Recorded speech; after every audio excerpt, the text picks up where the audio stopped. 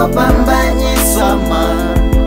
chipinga ndi chilafu matuba ndi mapopi mimwaya sakena zvinobonani rono bambanyiswa ma ndoba ndisate sangane zingakuma ndoba ndisakoli funo lwanga nelungakuma utuwahabu somba isamiro butsiluhabu homba isamiro babebi batama umukaitsa atopanga matanda zindebeni babebi batama umukaitsa konani mbiza mwishela muya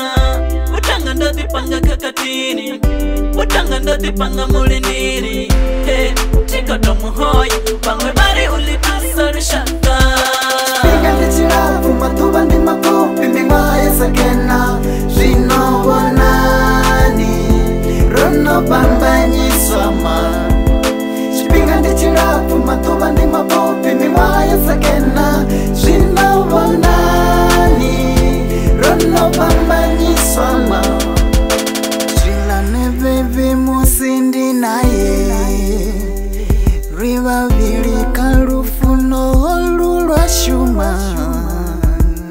ova achinsaisa kole rivaviri musi achivona vatu unga vyapfunama babebi vozama urikaita asatecheletse